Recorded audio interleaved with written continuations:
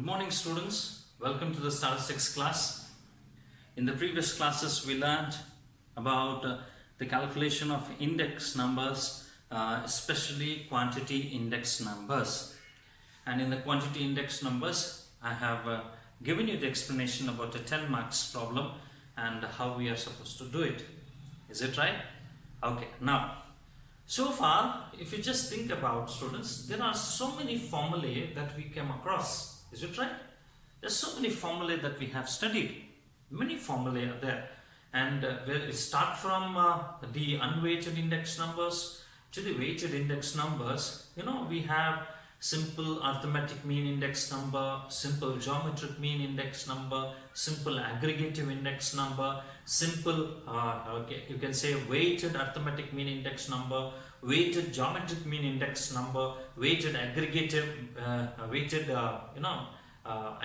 In that weighted aggregative we have Laspier's index number, Pasch's index number, Marshall-Edgeworth index number, Dobbish-Bowley index number, Fisher's index number, and so on. Is that right? So we learned all these things, students, and we have learned even quantity index numbers also. Now when we go through with all those formulae as well as with the data given to them and solve those problems based on the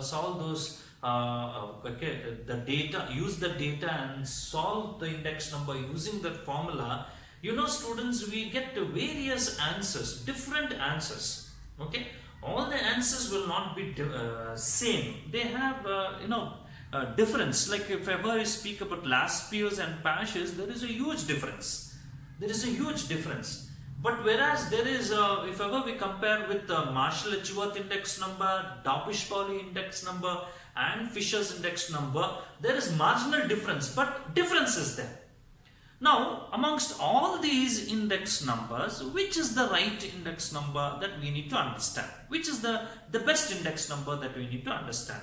So for that sake, we need to put these index number formulae under scanners, under some test. We have to make them go through some test. If they pass in the test, okay, then we can say this is a good index number or this is an ideal index number. Okay, if we allow those index numbers to go through some tests, some scannings, as we do some scannings, right? So like that, when we do some test, and when they pass in the test, we can clearly say that these index number are an ideal index numbers. So which are the index numbers which can come out as an ideal index number is what we have to see, students. We have to come forward and we have to learn them and we have to see that, students. Okay, shall we go ahead in doing so? Okay, fine, right. The first one in doing so is the first point that you need to remember is, while doing the testing, students, for index number, we always have to take only the ratio, the numerator and the denominator. This into 100 in any of the formula is not used, students. Into 100 we are not supposed to use them. Keep that in your mind, students. Very simple, I'm just telling it. You only have to take the ratio, students, that is the numerator and the denominator. You are not supposed to take into 100. For all the tests, into 100 is cancelled. Only the ratio is being taken, students. So there are 4 tests, students. There are 4 tests that we have to allow this index number formula to go through. What are those 4 tests? Number 1 is called as unit test. Number 1 is called as unit test, and we call this to be as UT. We can call this as UT, right? Number 2 is called as time reversal test, students. Time reversal test. And we call this as TRT. Okay? And the third one is called as factor reversal test, students. Factor reversal test, and it is called as FRT, and the fourth one is called as circular test. We can also call this to be as CT. Now don't go through with all these names, CT, UT, don't take it as a unit test, and CT, you don't take it to be as a CT scan, right? Alright, all those things and all. So these are the 4 tests that we have at students. Unit test, right? Time reversal test, factor reversal test, and circular test. These are the tests that these index number formula should go through, and if these index number formula passes in this test, then we can come and we can declare saying that so and so index number is an ideal index number. Okay. Now, what is the first one? Unit test. Unit refers to all the statistical units, students. Statistical units. Now, when we are collecting the data, most of the times we collect the data about the prices. And what is the unit that we use for price is rupees. And the data that we collect for quantities, we collect quantities, and for the quantities, what is the unit that we use? It's kgs. Most of the times we use kgs, price kgs. Fine. Right. When we are calculating index numbers, students, we don't write these units. We don't write these units anywhere. Prices, kgs. We express them in terms of percentages itself. Is it right? Right, that means we are not specific in it. We are not telling that this is price per kg, or price kg is 120 price per kg. We don't express 120 percentage we say, but 120 price per kg we will never express. That means what? It means that we have the liberty of eliminating those quantities, those price and quantities, those units of measurements. We have the liberty to eliminate them. In other words, independent we are in choosing that. Okay, independent of the units of measurements. Right? Units of a unit test says that all the index number formulae, every index number formula is independent of the units of measurements, except only one, which is called a simple aggregative index number. Every other index number satisfies the unit test, because it will allow us to go and it will allow us to take the independent charge. That is, we can eliminate those rupees and kgs from our calculations. Right? Only except what? Simple aggregative index number. This is what is all about unit test. So unit test is the test which says that it should be, the index number formula should be independent of units of measurements, and all the index numbers have this unit test satisfied, except only one, which is called as simple aggregative index number. That does not satisfy, is what is all about unit test. Okay, this is the first one. We don't have any problems based on this, students, and even we don't have any problems based on this circular test. But when we go to the higher classes, we will be having it, but not now. So, but most importantly for us is all about these two things, students. That is time reversal test and factor reversal test, students. Time reversal test. Now the second one, what is time? Time reversal test. In index numbers, students, you understand, in index numbers there are two times always. There are two periods, is it right? One is the current period, one is the base period. Current period and the base period. What is the current period? We denote current period as 1 and the base period as 0. Is that right? Current period as 1 and the base period as 0. Okay? So like this it will be. I will write like this. So P01 is what we speak about. I am taking all price index numbers only, students. So P01 is what we write it. Is that right? That is the price index number of the current year with respect to base year. Right? We are constructing an index number for today, comparing yesterday's prices. This is P01. Is it right? What if ever I do in this way, students? I am reversing it. What it would be? I am constructing an index number of yesterday, taking the prices of today. You understand? I have reversed the time here. You are following? In other words, this is an index number computed forward, students. This is an index number computed forward, and this is an index number computed backwards. Are you understanding? Right? This index number is all about computing forward, but this index number is computing backwards. So they said the index number, right, computing backward is the reciprocal of the index number computed forward. This is what they said. The definition of time reversal test says that the index number computed backward is the reciprocal of the index number computed forward. In other words, if I have to calculate this, I will take this side, students. When I take this side, what happens to this? This will be P01, this LHS will become into this as it is, P10 will be as it is equal to 1. Is equal to 1. That means the product of the index number computed forward and the index number computed backward should be equal to 1. That is what is the statement of time reversal test. Right? TRT requires that. This is what you have to say. What is time reversal test?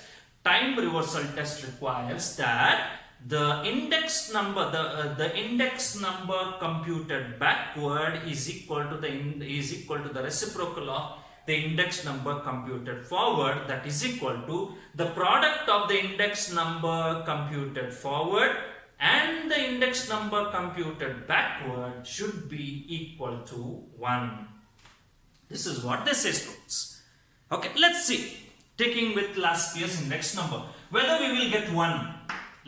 Only last year's index number computing backward and forward, whether we multiplying that whether we will be getting it 1 or no, we'll see. So like for example, P01L, last year's P01L, what is that? Summation P1 Q0 divided by summation P0 Q0. Is it right? Simple. Now when I say reversing the time, what are we supposed to do? We are supposed to change wherever 1 is there 0 and wherever 0 is there 1. This is what is reversing the time. So it would be like this. P10L means it would be summation P as it is P. 1 in place of 1 we put 0. In place of 0 here we put 1. That divided by summation P1 Q1. Did you get it? What did I do? I am only just reversing the time. 1 and 0, 0 and 1. Don't confuse yourself PQ and all. That was quantity index numbers. That is a different concept. Now I am only just reversing the time. 0, 1, 1, 0. Okay? So now let's take the product of these two. P01 PL into P01 P10L.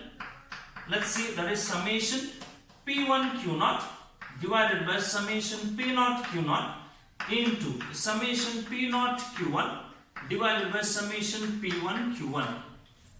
Right. Can they get cancelled, students? Any cross multiplication if you do, they get cancelled or what? We need to check. They will not get cancelled because this is a different term. P1 Q0, P1 Q1. It's a different term. This will not get cancelled nor this will get cancelled. They are not the same. Likewise, the same diagonal elements also if you see here, they are not the same. Neither if you see here, they are not the same. Numerator and denominator, numerator and denominator. Right? To get 1, what we should do? All the terms should get cancelled. Is it right? Somewhere some relation should be there. Either these two should be same or these two should be same. These two should be same, these two should be same. Like this, nowhere they are same. So that means they are not equal to 1.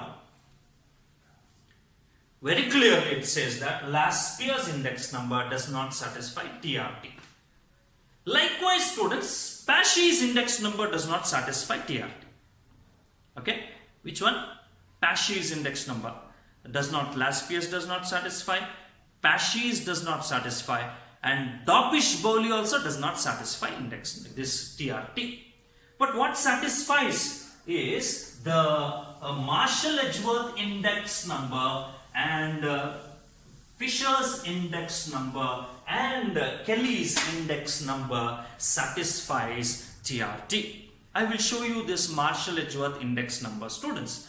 Marshall-Edgeworth index number, how we can prove that they can satisfy is what I will show it to you, students. Okay, what is Marshall-Edgeworth index number? P01 is equal to summation P1 Q0 plus summation P1 Q1. Is it right? This is the numerator. And what would be in the denominator? It is summation P0 Q0 plus summation P0 Q1. This is 1. Correct? Fine. Now, if I have to reverse the time P10, what it would be P10? It would be summation P0 Q1. Is it right? Plus summation P0 Q0. Correct? Divided by, this would be summation P1 Q1 plus summation P1 Q0. Is it right? Okay. Now I hope you have understood. I have reversed the time. Now let's take the product of it. P01 into P10. That is both together. I will write them again here. Okay? I hope you are following. Okay? So, students, this requires all practice, students. It's all practice. Practice makes man as well as women perfect. So, I hope you all will practice without fail. Okay. Now, if you just look at this board, students, you know, this is one term now. This is one term. This is one term. This is one term. This is one term. There are 4 terms. Right? 2 terms should be same to get cancelled. Okay. What I see is, I can see here summation P1 Q0 plus summation P1 Q1 can be seen here. Summation P1 Q0 plus summation P1 Q1 can be seen. This is cancelled. This is cancelled. The same thing happens here. Summation P0 Q0, summation P0 Q1, summation P0 Q0 plus summation P0 Q1. This also gets cancelled. Cancels. Both are same. So that means what is left out is 1, students. Is that clear?